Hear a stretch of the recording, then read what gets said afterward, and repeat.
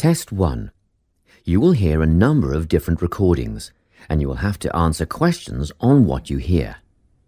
There will be time for you to read the instructions and questions, and you will have a chance to check your work. All the recordings will be played once only. The test is in 4 sections. At the end of the test, you will be given 10 minutes to transfer your answers to an answer sheet. Now turn to Section 1. Section 1. You will hear a conversation between a clerk at the inquiries desk of a transport company and a man who is asking for travel information. First, you have some time to look at questions 1 to 5.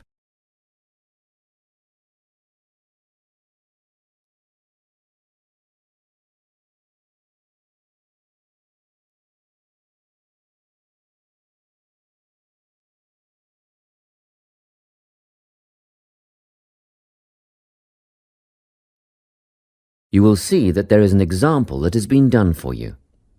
On this occasion only, the conversation relating to this will be played first. Good morning, Travel Link. How can I help you? Good morning. I live in Bayswater and I'd like to get to Harbour City tomorrow before 11 a.m. Well, to get to Bayswater... No, I live in Bayswater. My destination is Harbour City. Oh, sorry, right. So that's Bayswater to Harbour City. Are you planning to travel by bus or train? The man wants to go to Harbour City, so Harbour City has been written in the space. Now we shall begin. You should answer the questions as you listen, because you will not hear the recording a second time. Listen carefully and answer questions 1 to 5. Good morning, Travel Link. How can I help you? Good morning. I live in Bayswater and I'd like to get to Harbour City tomorrow before 11 a.m. Well, to get to Bayswater... No, I live in Bayswater. My destination is Harbour City. Oh, sorry. Right, so that's Bayswater to Harbour City. Are you planning to travel by bus or train?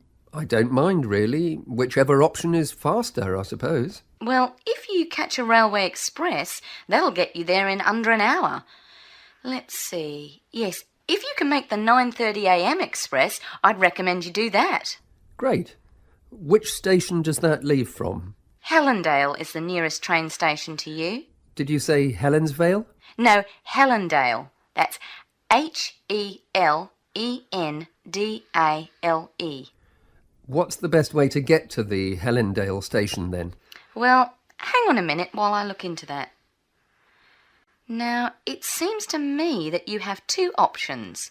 Option 1 would be to take the 7:06 bus from the Bayswater Shopping Centre to Central Street. When you get there, you transfer to another bus which will take you to the station. Or the second option, if you don't mind walking a couple of kilometres, is to go directly to Central Street and get straight on the bus going to the train station. OK, which bus is that? The 792 will take you to the station.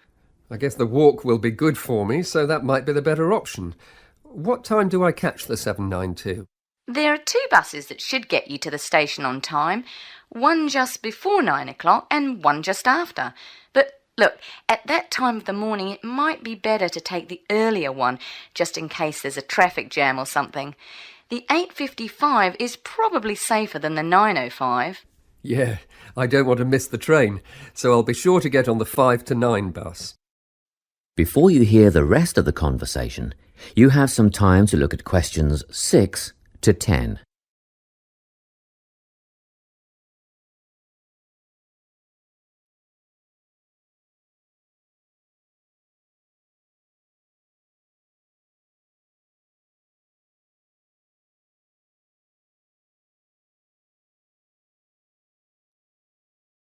Now listen and answer questions 6 to 10. By the way, how much will I have to pay in fares? Well, you can get a ticket on the bus for $1.80 cash, and you'll need $10 each way for the train. Wait, do you have a Travel Link card? No, but I can get one before tomorrow. OK, well that'll make it considerably cheaper then. The bus will cost $1.50 each way, and the train will be... The train to Harbour City will...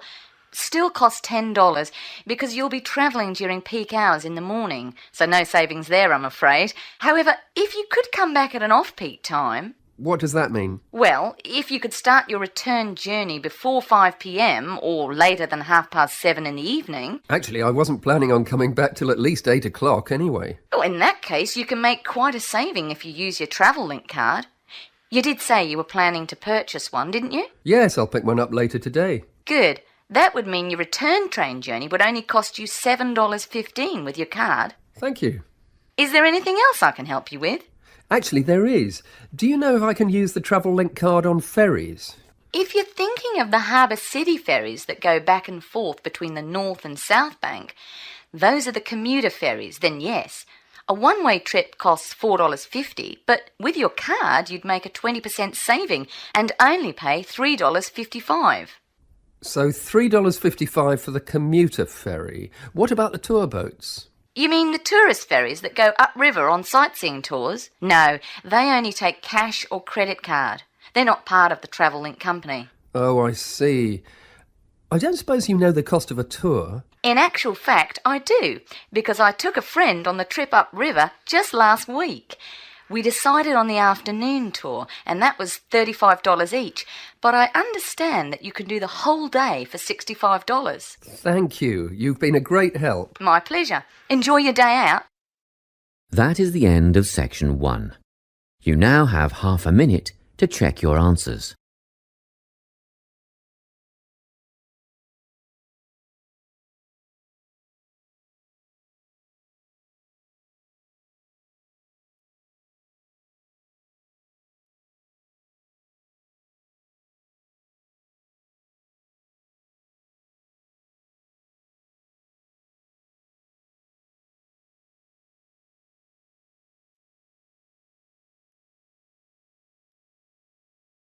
Now turn to Section 2. Section 2. You will hear a guidance counsellor talking to a group of students. First, you have some time to look at questions 11 to 14.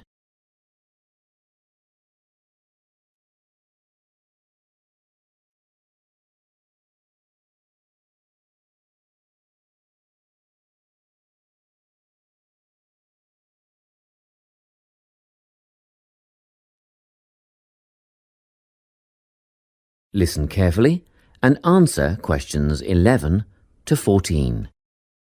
Hello everyone.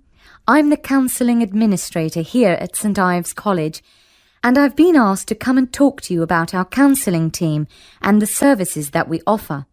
We have 3 professional counsellors here at St Ives, Louise Bagshaw, Tony Denby and Naomi Flynn.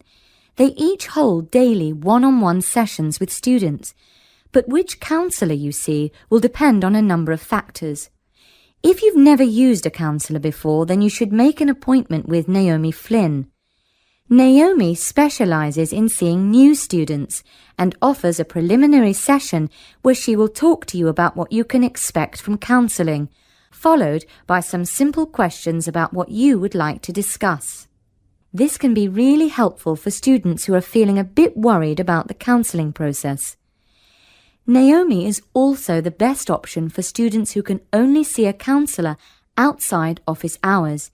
She is not in on Mondays but starts early on Wednesday mornings and works late on Thursday evenings, so you can see her before your first class or after your last class on those days.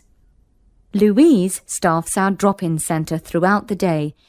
If you need to see someone without a prior appointment, then she is the one to visit. Please note that if you use this service, then Louise will either see you herself or place you with the next available counsellor.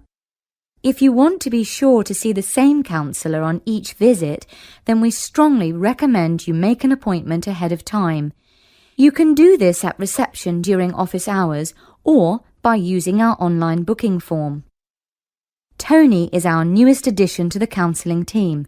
He is our only male counsellor, and he has an extensive background in stress management and relaxation techniques. We encourage anyone who is trying to deal with anxiety to see him. Tony will introduce you to a full range of techniques to help you cope with this problem, such as body awareness, time management, and positive reinforcement. Before you hear the rest of the talk, you have some time to look at questions 15 to 20.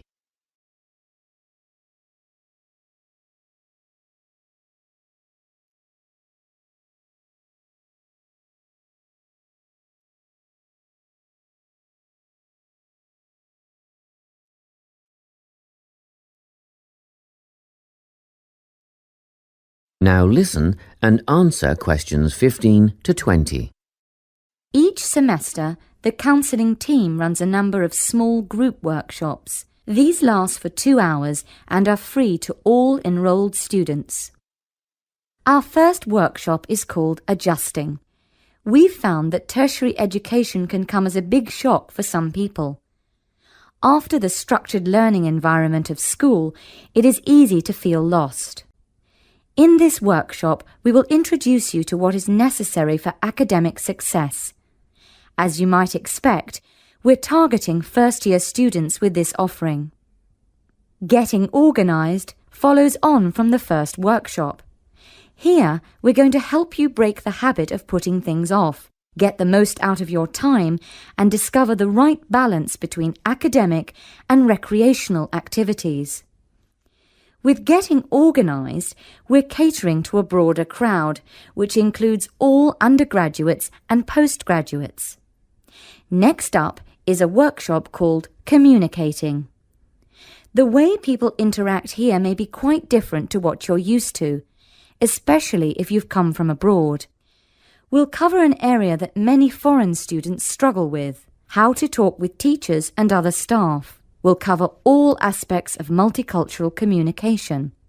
International students tend to get a lot out of this class, so we particularly encourage you to come along. But I must say that sometimes students from a local background find it helpful too. So, everyone is welcome. The Anxiety Workshop is held later on in the year and deals with something you will all be familiar with: the nerves and anxiety that come when exams are approaching. Many students go through their entire academic careers suffering like this, but you don't have to. Come to this workshop and we'll teach you all about relaxation and how to breathe properly, as well as meditation and other strategies to remain calm. We've tailored this workshop to anyone who is going to sit exams. Finally, we have the Motivation Workshop. The big topic here is how to stay on target and motivated during long-term research projects. This workshop is strictly for research students, as less advanced students already have several workshops catering to their needs. Well, that's it. Thanks for your time.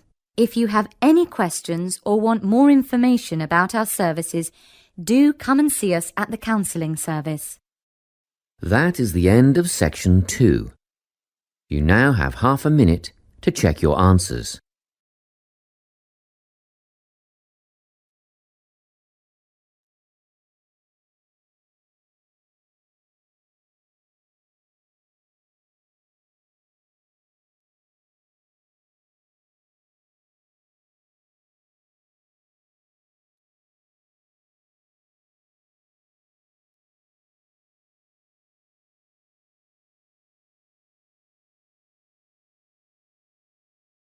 Now turn to Section 3. Section 3.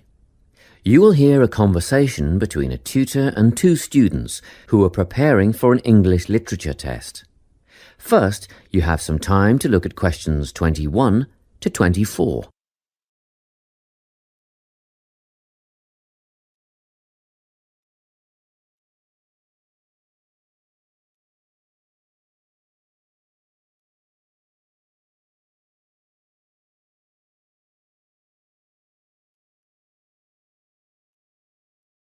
Listen carefully and answer questions 21 to 24. Hello, Lorna, Ian. Glad you could make it. You're the only 2 who put your names down for this literature tutorial, so let's get started, shall we? I want to run over some aspects of the novel The Secret Garden with you before the test next week. Be sure to take some notes and ask questions if you need to. Hey, Lorna, have you got a spare pen? Sure, here you are. OK, So, the story follows two key characters. You should refer to them as protagonists, who go by the names of Mary Lennox and Colin Craven. The story is set shortly after the turn of the 20th century, and the narrative tracks the development of the protagonists as they learn to overcome their own personal troubles together. That's quite a common storyline, isn't it? Yes, you're right, Lorna. So, what can you tell me about the character of Mary? Well, in the beginning, she is an angry, rude child who was orphaned after a cholera outbreak and forced to leave India and move to the United Kingdom to her uncle's house in Yorkshire. That's right. And there she meets Colin, who spends his days in an isolated room, believing himself to be permanently crippled, with no hope of ever gaining the ability to walk. The two strike up a friendship, and gradually learn, by encouraging each other, that they can both become healthy, happy, and fulfilled in life. Will we need to remember a lot of these details for the exam? Just the basic outline. Examiners don't want to read a plot summary. They know what the book is about. Focus on narrative techniques instead, such as point of view. What's that mean? It's all about how we see the story. This story, for example, is written from the perspective of what is called an omniscient narrator. Omniscient means all-knowing. So, as readers, we get to see how all the characters feel about things, what they like and don't like, and what their motivations are in the story. Before you hear the rest of the conversation, you have some time to look at questions 25 to 30.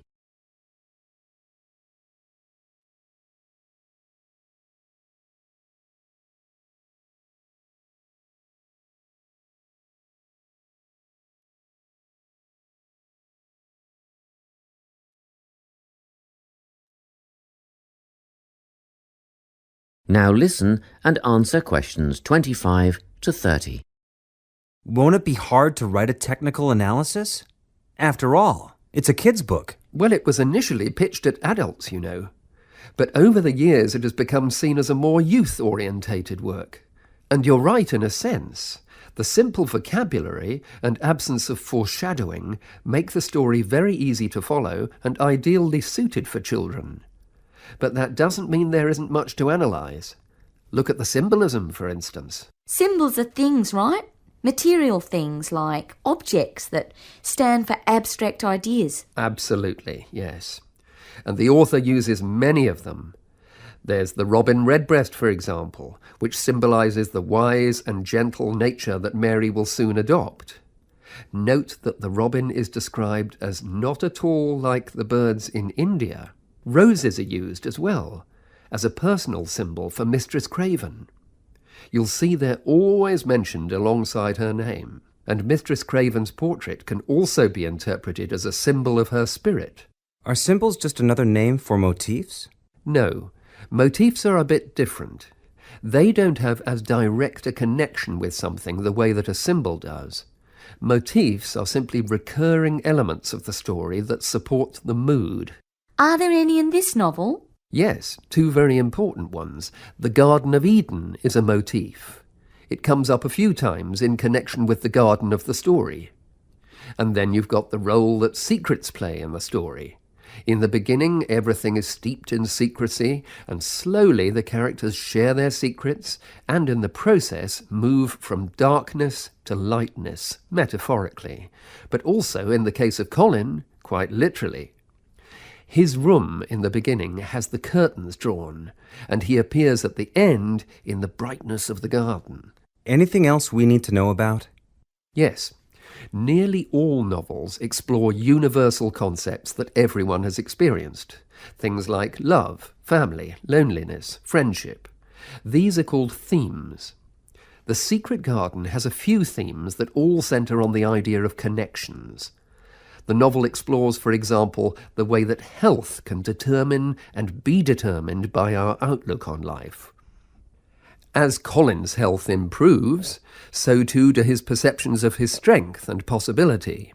The author also examines the link between our environment and our physical and emotional prosperity.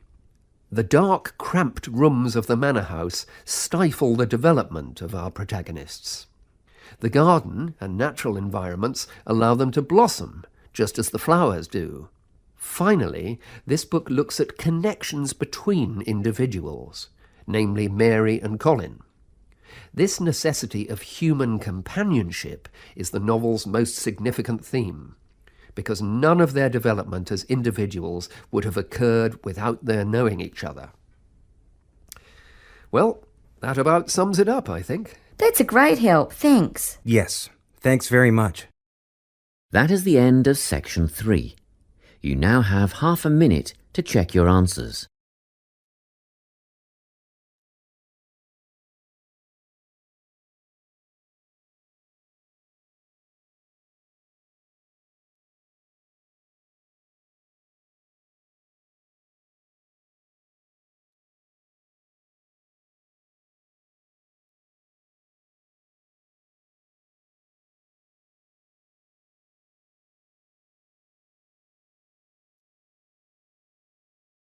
Now turn to section 4. Section 4. You will hear a talk on the topic of time perspectives. First, you have some time to look at questions 31 to 40.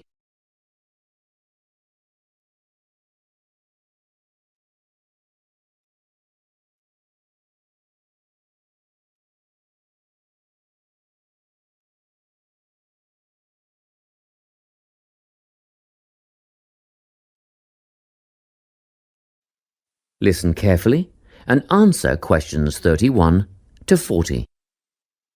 Today, I'm going to be talking about time. Specifically, I'll be looking at how people think about time and how these time perspectives structure our lives. According to social psychologists, there are 6 ways of thinking about time, which are called personal time zones. The first 2 are based in the past. Past positive thinkers spend most of their time in a state of nostalgia, fondly remembering moments such as birthdays, marriages, and important achievements in their life. These are the kinds of people who keep family records, books, and photo albums. People living in the past negative time zone are also absorbed by earlier times, but they focus on all the bad things, regrets, failures, poor decisions. They spend a lot of time thinking about how life could have been. Then, we have people who live in the present. Present hedonists are driven by pleasure and immediate sensation.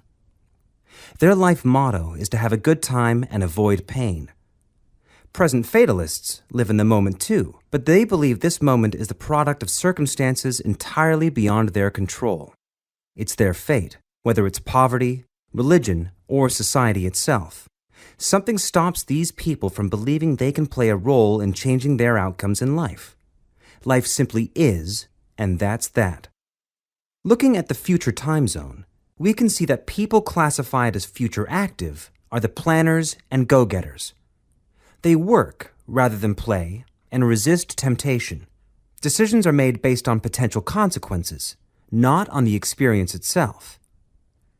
A second future-orientated perspective, future fatalistic, is driven by the certainty of life after death and some kind of a judgment day when they will be assessed on how virtuously they have lived and what success they have had in their lives.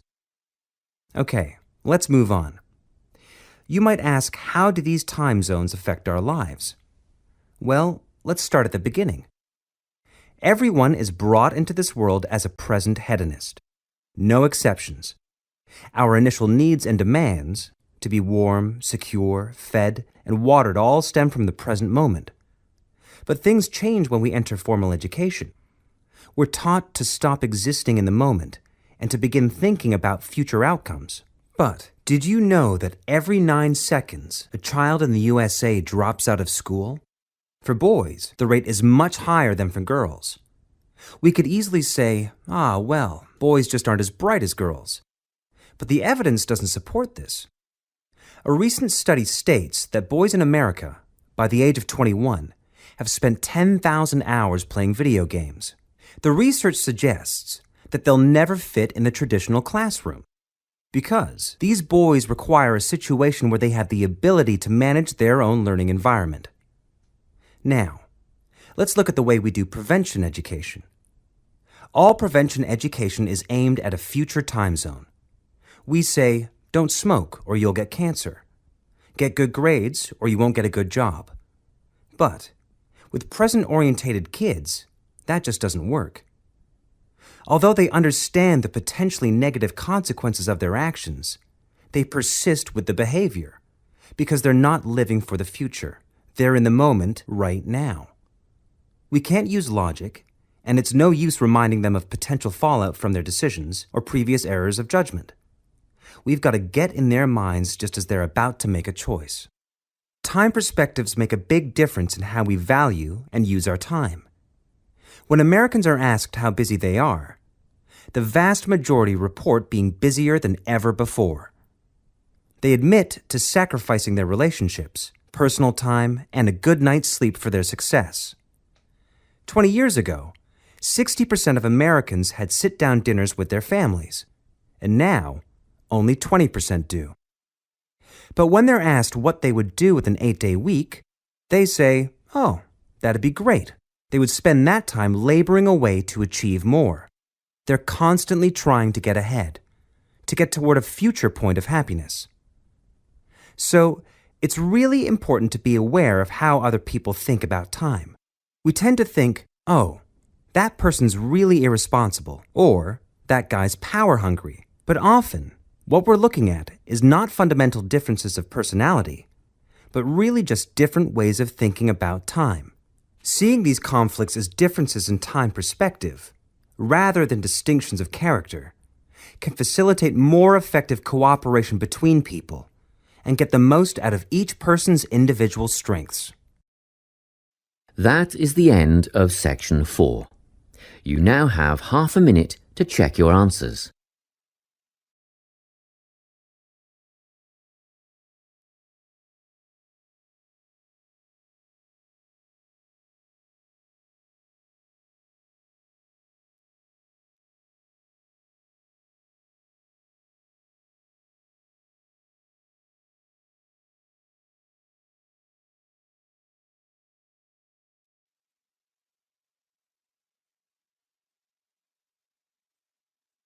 That is the end of the listening test.